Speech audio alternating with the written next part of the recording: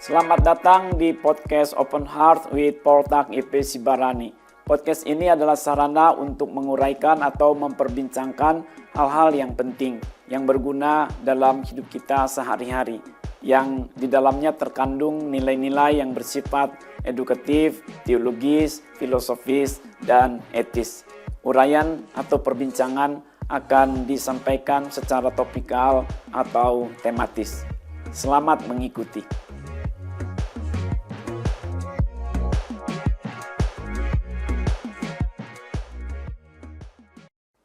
Tema yang akan saya uraikan pada edisi ini adalah mengalami keajaiban. Mengalami keajaiban. Keajaiban itu sebagaimana kita ketahui adalah peristiwa yang ajaib. Miracle, mujizat. Kita dapat mengalami peristiwa yang ajaib. Kita dapat mengalami mujizat, miracle dalam hidup kita. Dan Tuhan yang akan mengerjakannya. Sebab sebagaimana kita ketahui juga hanya Tuhan yang dapat melakukan peristiwa yang ajaib. Mengadakan mujizat, miracle dalam hidup kita. Mengapa ya Tuhan itu bersedia atau mau melakukan peristiwa yang ajaib dalam hidup kita? Mengapa ya Tuhan itu melakukan keajaiban, membuat satu mujizat dalam hidup kita? Tentu ada alasannya, ada alasan yang menjadi tujuannya. Tuhan mengadakan atau melakukan peristiwa yang ajaib dalam hidup kita. Dari sekian banyak yang dapat kita catat, izinkan saya untuk menyebutkan 3 yang umum. 3 alasan umum mengapa Tuhan mengadakan peristiwa yang ajaib dalam hidup kita. Mengapa Tuhan mengadakan mujizat, miracle. Yang pertama adalah keajaiban itu Tuhan lakukan atau adakan dalam rangka menolong kita. Dalam rangka menolong kita. Ya, kita namanya hidup di bumi ini kan ada masalah ya. Kita menghadapi masalah. Dan masalah itu banyak. Sebagaimana disebutkan ya setiap hari ada susahnya sendiri. Tentu ketika kita bermasalah, kita secara mandiri akan berusaha menghadapinya. Kita berjuang, kita berdaya upaya. Kita ya begitu rupa menghadapi dan menyelesaikan masalah kita. Pada umumnya demikian. Tetapi ketika kita tidak sanggup, ya kita juga berpikir minta bantuan. Ya minta bantuan kepada keluarga kah atau teman atau kepada seseorang yang kita anggap ahli di bidangnya. Para konsultan, semacam yang umum atau biasa kita sakit, ya kita pergi ke dokter begitu. Kita mencari orang yang kita anggap memiliki kemampuan lebih dari kita dalam menghadapi satu masalah tertentu. Itu baik. Kita berjuang sendiri, secara mandiri. Kita minta bantuan teman, minta bantuan keluarga, cari bantuan dari ahli tertentu, menggunakan segala daya upaya untuk menyelesaikan masalah kita. Kita menggunakan rumus-rumus ilmu pengetahuan, kita menggunakan teknologi untuk menyelesaikan masalah kita. Tetapi suatu ketika bisa tidak selesai juga. Belum mampu, belum ada penyelesaian. Walaupun kita sudah berjuang begitu rupa, walaupun kita sudah dibantu, walaupun kita sudah menggunakan ini dan itu secara alamiah, secara natural di bumi ini. Ya sakit kita sudah minum obat, ya kita kurang makanan kita sudah dibantu makanannya. Tapi kok persoalannya belum selesai juga. Disitulah Tuhan dapat menolong kita, bersedia menolong kita, mengadakan intervensi. Karena Dia Tuhan yang selalu melihat kita, yang mengasihi kita. Tuhan itu memang ada di sorga, kita ada di bumi ini. tapi dalam pengetahuan yang begitu luas dan kasih-Nya tadi yang begitu besar, Dia mengamat-amati kita setiap hari. Kalau kita tidak sanggup menolong, menyelesaikan masalah kita, tidak ada yang dapat membantu kita, maka Tuhan bersedia menolong. Dan ketika Tuhan melakukan pertolongan, memberikan pertolongan, disitulah Dia, ya tadi kan kita sudah melakukan menyelesaikan masalah kita itu secara alamiah, tapi tidak sanggup juga. Nah, di atas itu adalah yang perkara supra alamiah. Disitulah keajaiban itu terjadi. Karena kan sejak awal dikatakan bahwa keajaiban itu kan perkara yang supra alamiah, yang di atas akan kemampuan manusiawi kita. Nah, Tuhan dapat melakukan itu. Penyakit yang tidak ada obatnya, Tuhan dapat sembuhkan. Persoalan yang tidak ada teknologi menyelesaikannya, Tuhan dapat kerjakan. Semacam itu. Jadi, mengapa ya Tuhan mengadakan mujizat, miracle, mengadakan keajaiban dalam hidup kita? Adalah untuk menolong kita. Yang berikut atau yang kedua adalah untuk memperkenalkan dirinya kepada kita. Supaya kita mengenal Dia sebagai Tuhan, sebagai pencipta, sebagai gembala kita. Yaitu bahasa-bahasa dalam Alkitab. Sebenarnya kan kita mengenal Tuhan itu tidak mesti karena Dia menolong kita saja. Kita dapat mengenal Tuhan itu ya mula-mula dan seharusnya sebagai pencipta kita. Kalau kita renungkan, kita bercermin lah begitu ya. Kok kita bisa ada tangan, ada kaki, ada mata, ada kepala, ada tubuh. Dari mana kita berasal? Pastilah ada yang menjadikan kita, kan begitu. Dalam kaitannya dengan keberadaan kita. Nah, di situ kita kiranya dihantarkan kepada pengenalan akan Tuhan. Tuhanlah yang menjadikan kita. Lalu lihatlah alam ini. Lihatlah ke langit. Lihatlah bintang-bintang, planet-planet. Lihatlah bebatuan, air. Lihatlah lautan. Lihatlah juga hewan, binatang, tumbuh-tumbuhan. Lihatlah semua di sekeliling kita. Seperti di dalam Mazmur 19 ayat 1 dan 2. Tuhan ya patut ditinggikan. Alam menceritakan kemuliaan Tuhan. Alam memperlihatkan kehebatan Tuhan. Jadi lewat ciptaannya kita juga dapat mengenal keberadaan Tuhan. Namun seringkali kita dalam dunia ini lupa akan hal itu. Kita lupa siapa yang menjadikan kita. Kita lupa bahwa kita ini adalah ciptaan Tuhan. Kita juga lupa bahwa ada yang menjadikan langit dan bumi ini. Sehingga kita walaupun melihat diri kita, melihat akan alam lingkungan ciptaan Tuhan ini, kita seringkali lupa tadi bahwa Tuhan yang menjadikan. Dan sampai sejauh itu kok Tuhan kita belum kenal Dia. Nah, Tuhan dapat memperkenalkan dirinya melalui peristiwa-peristiwa ajaib. Keajaiban yang kita alami mengingatkan kita ada Tuhan. Ada Tuhan yang menolong, ada Tuhan yang hebat, ada Tuhan yang mengasihi kita, ada Tuhan yang peduli dengan kita, ada Tuhan gembala agung kita, ada Tuhan yang menjagai kita. Itulah tujuan yang kedua. Mengapa ya Tuhan mengadakan peristiwa yang ajaib dalam hidup kita?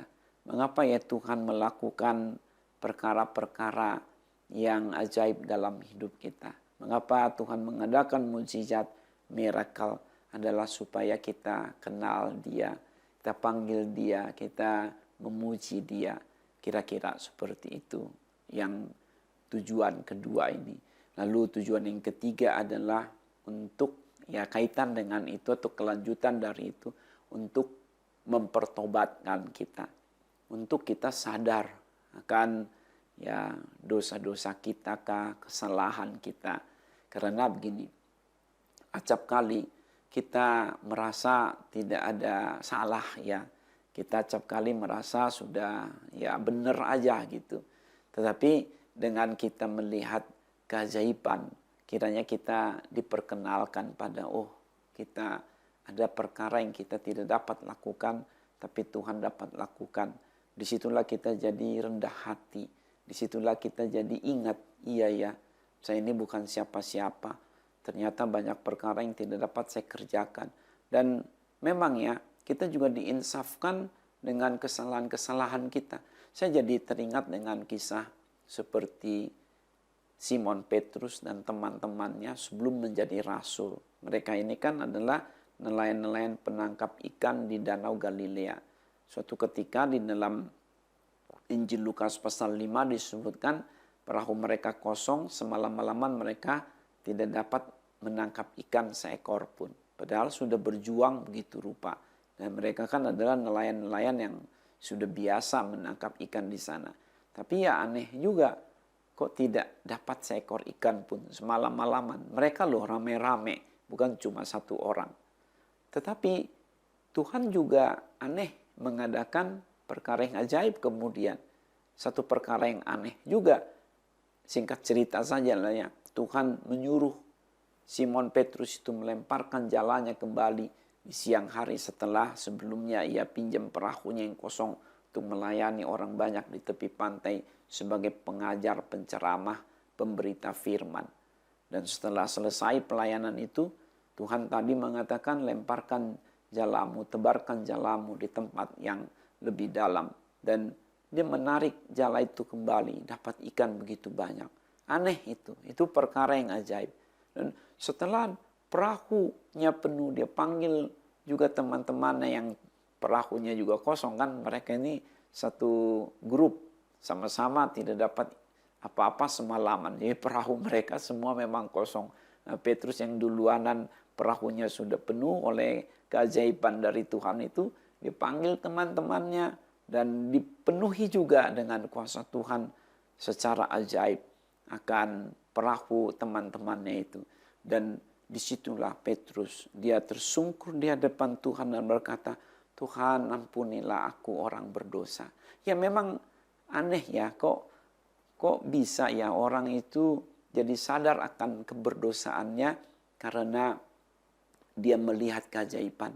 Tapi itulah, saya juga berulang-ulang kali jadi sadar betul akan keberdosaan saya ketika Tuhan menolong saya. Ketika Tuhan melakukan perkara ajaib dalam hidup saya.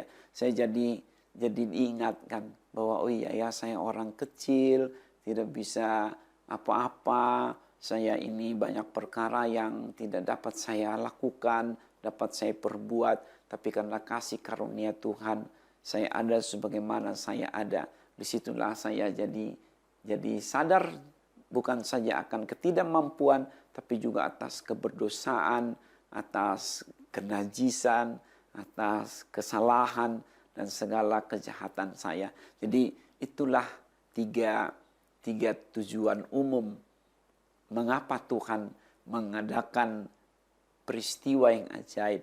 Mengapa Tuhan melakukan keajaiban, berbuat sesuatu yang luar biasa untuk menolong kita, untuk memperkenalkan siapa dirinya pada kita, dan untuk menginsafkan kita akan keberdosaan kita, lalu kita bertobat dan mengikut Dia.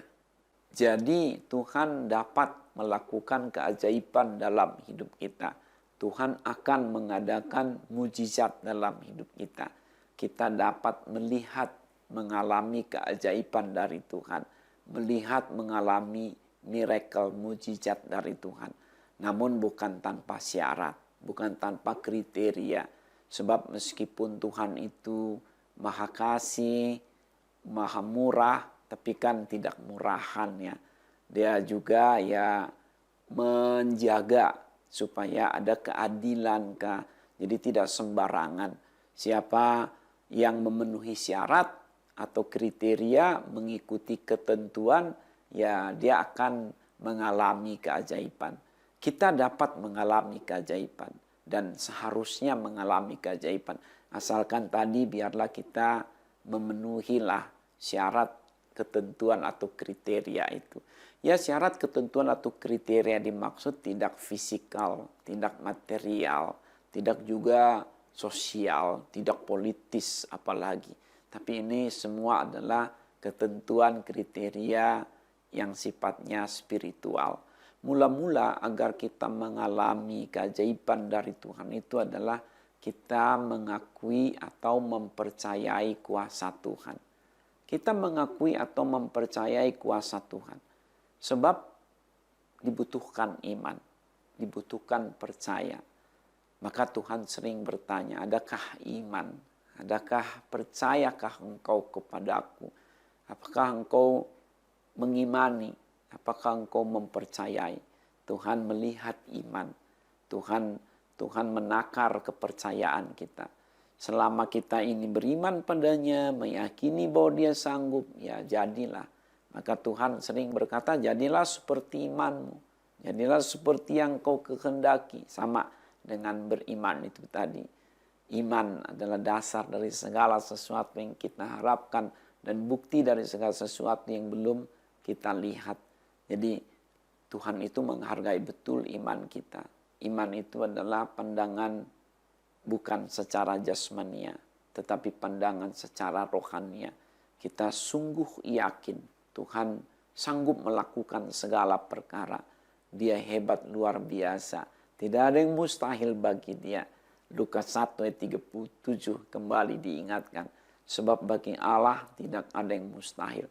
Makanya surat Ibrani pasal 11 ayat 6. Sebab tanpa iman tidak mungkin seorang pun diperkenan Tuhan. Sebab kalau seseorang itu menghadap Tuhan katanya, tapi tanpa iman dia tidak akan berjumpa dengan Tuhan. Sebaliknya dengan iman kita akan melihat Tuhan, kita akan mengalami kuasanya, kita akan mengalami keajaiban darinya. Dan itu adalah upah bagi kita orang percaya. Ya, memang kalau bicara percaya ini, kita tidak bisa juga mengklaim percaya secara sepihak ya. Kita bisa saja berkata, saya percaya. Tapi ya Tuhan yang menilai, itu maksudnya. Apalagi kita tidak boleh dan tidak dapat menilai kepercayaan orang lain kepada Tuhan loh. Kalau kepada kita ya kita dapat reka. Orang ini percaya tidak pada saya, kepada kita sendiri. Tapi ini berurusan dengan Tuhan. Kita tidak tahu isi hati orang kan. Tuhanlah yang melihat isi hati umatnya itu. 1 Samuel pasal 16 ayat 7. Kita akan melihat apa yang dilihat oleh mata kita secara kasat mata. Tetapi Tuhanlah yang menilai hati.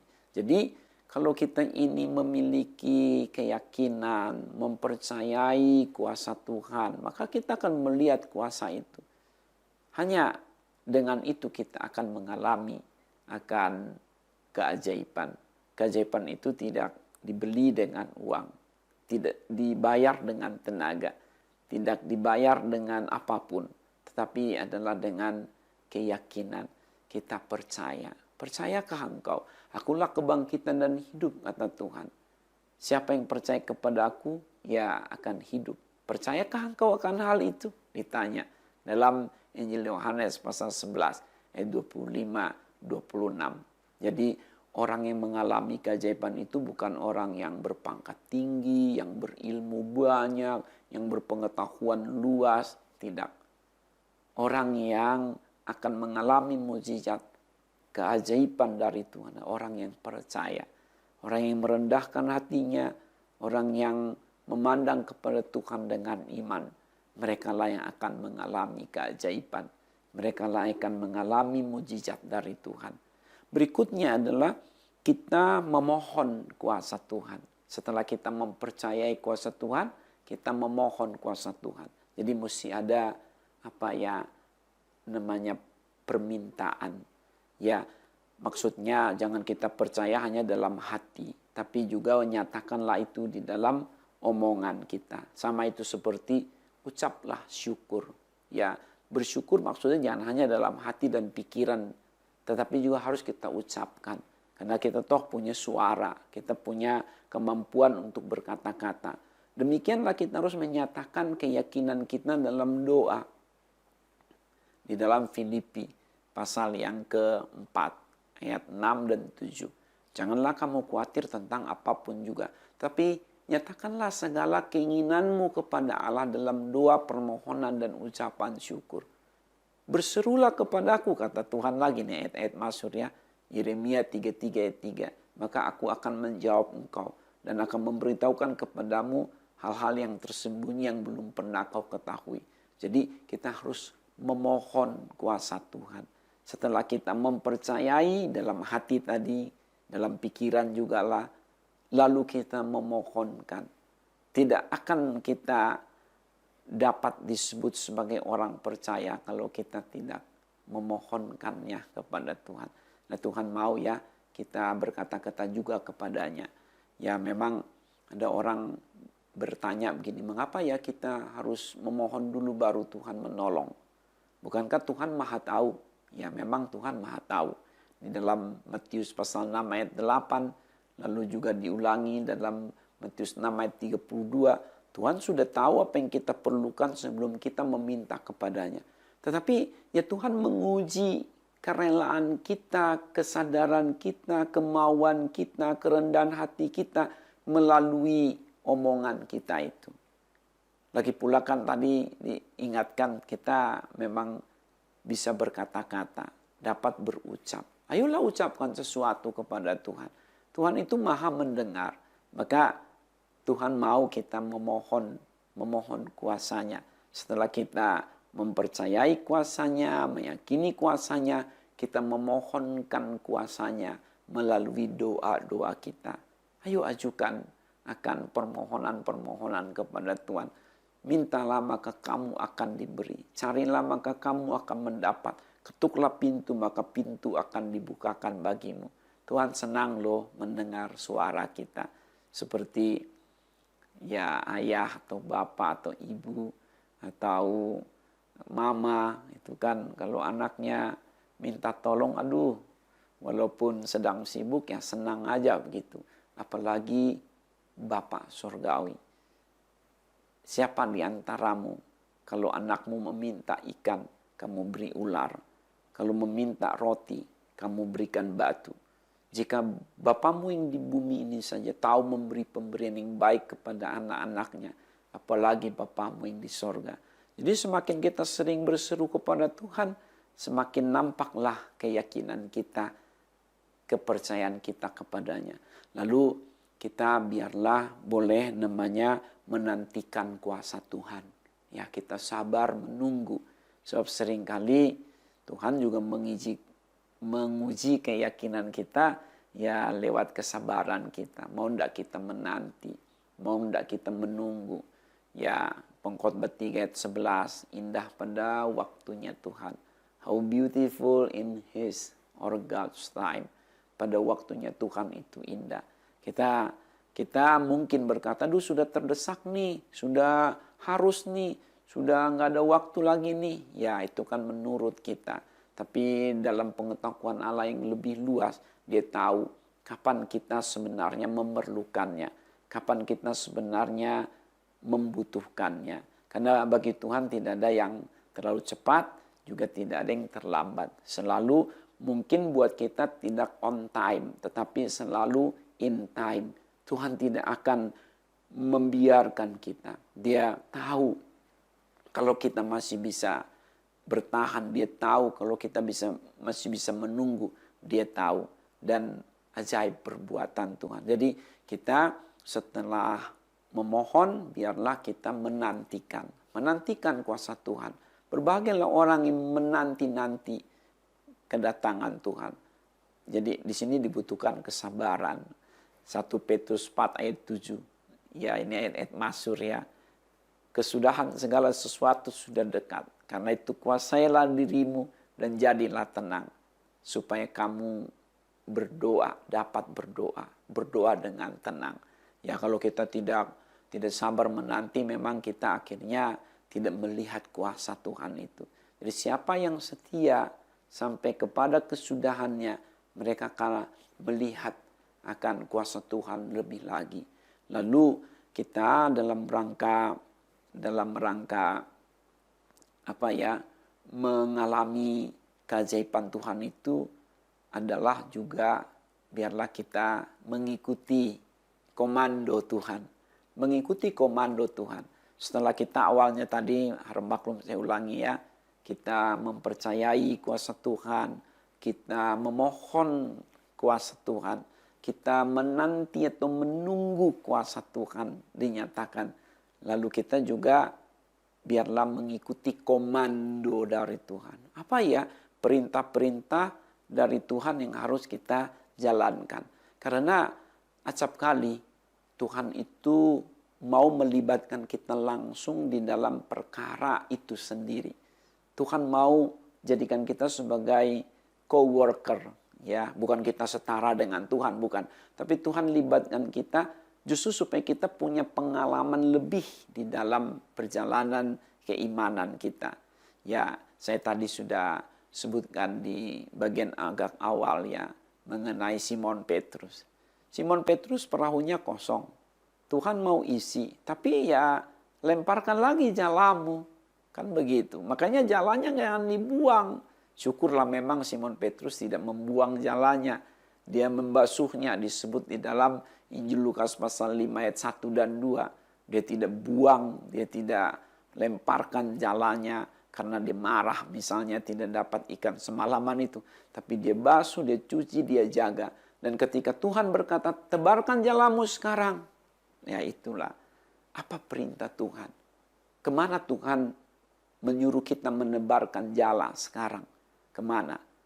Itu adalah komando. Lalu ada kisah di dalam dua raja-raja pasal 5 soal Naaman, jenderal dari kerajaan Aram yang sakit kusta itu loh.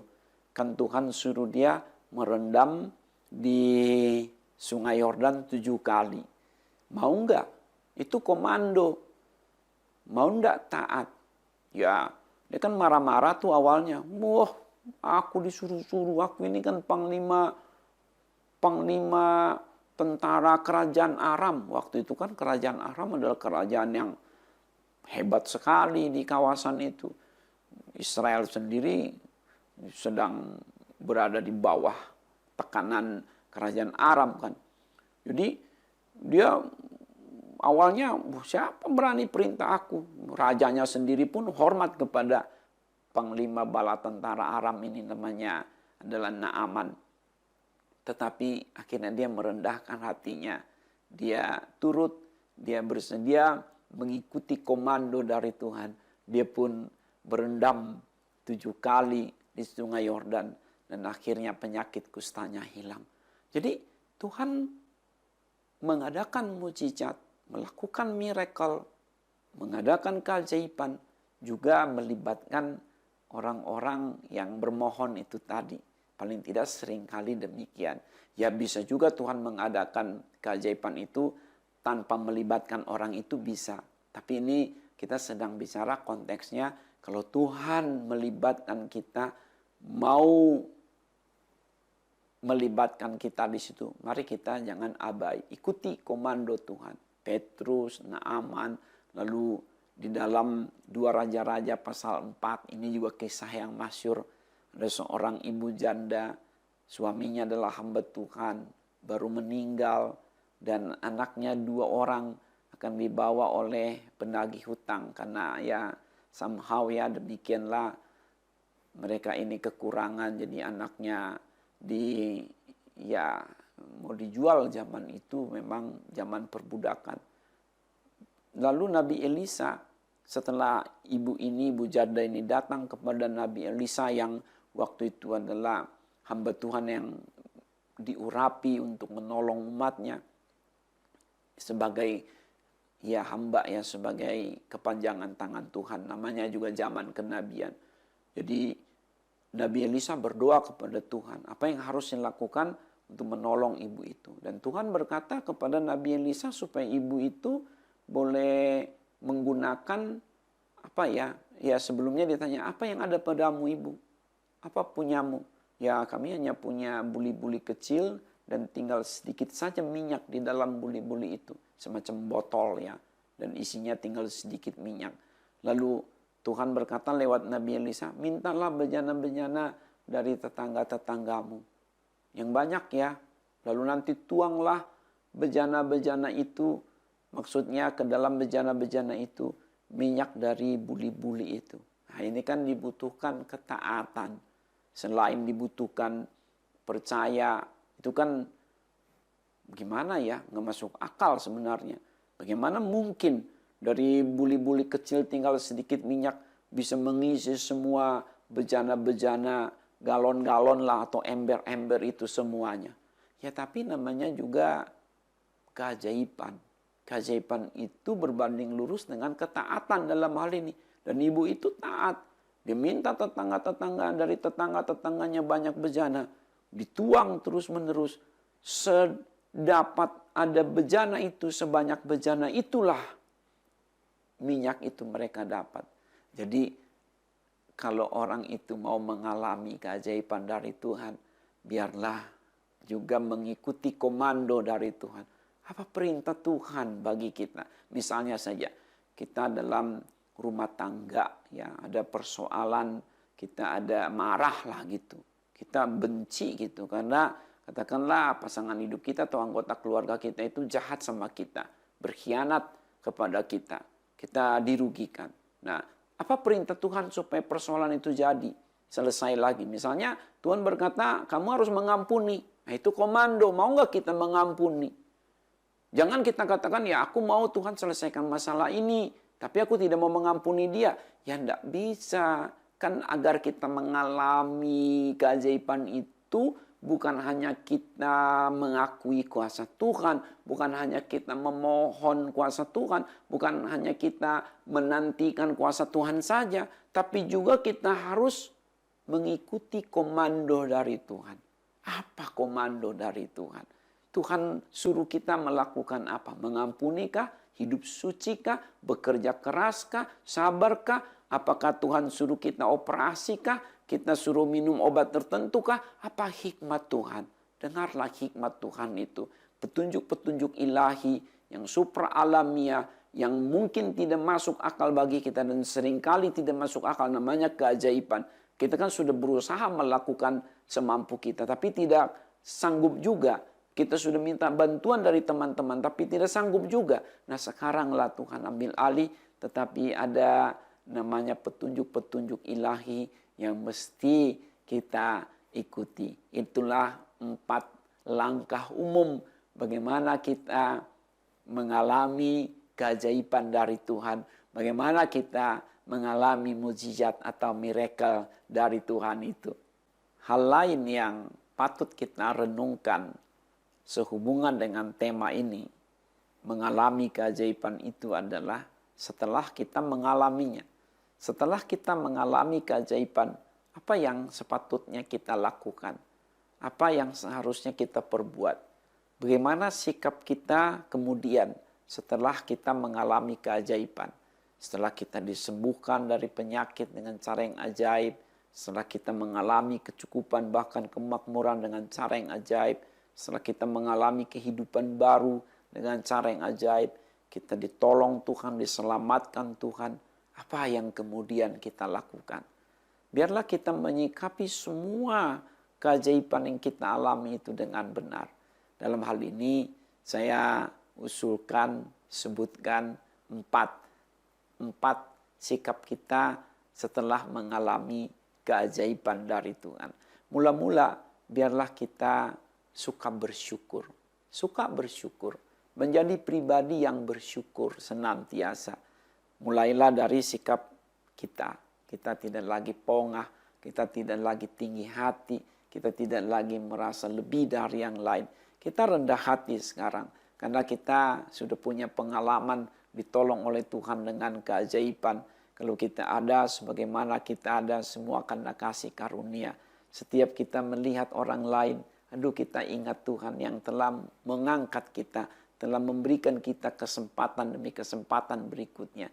Kita tidak lagi merasa lebih dari orang lain, tapi kita merasa justru anugerah saja hidup ini. Dari kita minus, dibuat Tuhan jadi plus lagi. Betapa baiknya Tuhan mengangkat kita. Itu adalah orang yang bersyukur. Sikap hatinya itu selalu menjadi rendah hati ya, bukan rendah diri. Bukan jadi minder, bukan. Tapi yaitu tadi, karena dia mengingat kebaikan Tuhanlah yang membuat dia menjadi sedemikian rupa kemudian kembalinya. Lalu kita sukalah untuk bersyukur dengan cara-cara pujian, penyembahan kita naikkan pada Tuhan. Seringlah memuji-muji Tuhan, seringlah mengangkat lagu-lagu pujian. Banyakkan daftar lagu-lagu yang dapat kita nyanyikan sebagai cara kita bersyukur kepada Tuhan. Ya, sebutlah haleluya, puji Tuhan, haleluya, puji Tuhan. Ambillah waktu untuk bersaat teduh dengan cara untuk bersyukur kepada Tuhan. Juga berikanlah persembahan syukur, buah tangan. Biarlah kita berikan korban keselamatan. Karena Tuhan begitu baik. Kita berikan persembahan syukur lewat gereja, lewat tempat ibadah. Di mana kita bergereja, beribadah. Kita pokoknya tidak boleh lagi lupa akan Tuhan. Tapi kita selalu mengingat Dia. Di mana-mana kita bersyukur juga jadi bersukacita. Bersukacitalah dalam Tuhan. Sekali lagi, bersukacitalah dalam Tuhan. Hendaklah kebaikan hatimu diketahui semua orang. Dekatkanlah Tuhan kepada sesama kita melalui sukacita kita. Jadi kita bukan lagi orang yang suka bersedih, tetapi kita adalah orang yang suka bersukacita di dalam Tuhan. Kita tidak pongah memegahkan diri, tapi kita bermegah karena Tuhan. Bermegah atas pertolongan Tuhan. Jadi sikap yang pertama setelah kita mengalami keajaiban itu adalah kita suka bersyukur. Menjadi pribadi yang suka bersyukur. Kemudian kita suka bersaksi. Menjadi pribadi yang suka bersaksi. Kalau tadi itu bersyukur kan kita nyatakan kepada Tuhan langsung secara vertikal. Nah sekarang sama juga sih dalam rangka bersyukur kita bersaksi tapi kepada sesama kita. Kita mengucapkanlah cerita-cerita bagaimana Tuhan menolong kita, kita ceritakan. Kita kemas sedemikian rupa bahasanya yang singkat padat tapi juga ada maknanya. Tidak hendak melebih-lebihkan keimanan kita, kehebatan kita, kepercayaan kita. Memang kita orang percaya kepada Tuhan, tapi bukan itu yang kita tonjolkan. Melainkan kasih karunia Tuhan yang menolong kita, itu yang kita tonjolkan. Jangan, karena saya percaya, karena saya taat, karena saya ikut perintah Tuhan, maka saya mengalami keajaiban. Jangan seperti itu maksud saya. Tapi kita ya kemaslah kalimatnya untuk meninggikan Tuhan saja. Sebab betapapun kita beriman, kalau Tuhan tidak bekerja, ya tidak ada gunanya iman kita lagi pula kan. Tapi bukan itu juga sih yang menjadi alasan mengapa kita tidak boleh meninggikan diri. Karena meninggikan diri itu memang tidak baik. Itu bukan orang bersaksi. Bersaksi itu ya meninggikan Tuhan. Dia dapat menceritakan bahwa dia sukses karena Tuhan. Dia hidup lagi karena Tuhan. Dia lepas dari setiap jeratan maut karena Tuhan. Dia bisa bahagia lagi keluarganya karena Tuhan. Dia dapat ini miliki itu karena Tuhan. Karena Tuhan, karena Tuhan. Tuhan yang dipermuliakan. Lalu kalau kita bersaksi, hati-hati dengan bicara materi ya. Hati-hati dengan bicara soal ya uang, harta benda. Memang kan kita dapat mengalami pertolongan Tuhan yang ajaib dengan cara kita memperoleh benda-benda berharga, uang, materi, kekayaan, kedudukan juga, ya pangkat gitu. Tapi hati-hati, dikalimatkannya jangan sampai seperti membuat jarak dengan orang lain.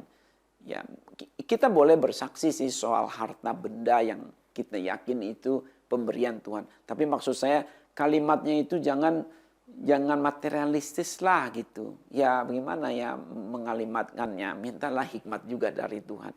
Itulah orang bersaksi. Bahwa setelah dia mengalami keajaiban jangan diam saja.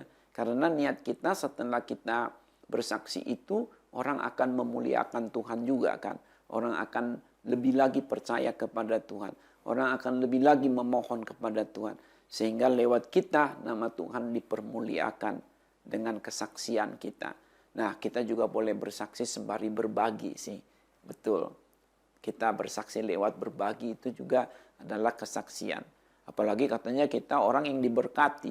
Kalau kita memang adalah orang yang diberkati ya mana dong? Mana dong buktinya kan begitu. Berbagilah. Jadi berbagi itu juga bagian dari kesaksian kita. Atau paling tidak mendukung kesaksian verbal kita. Kan begitu.